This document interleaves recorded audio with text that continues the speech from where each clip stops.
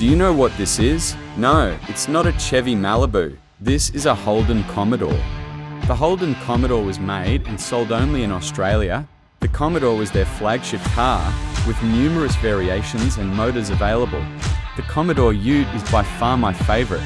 There was also a four-door sedan, a two-door coupe and a wagon. Holden was owned by General Motors, so many came with a Supercharged LS V8 and a manual transmission. Now it's time to hear some Australian LS V8 airs.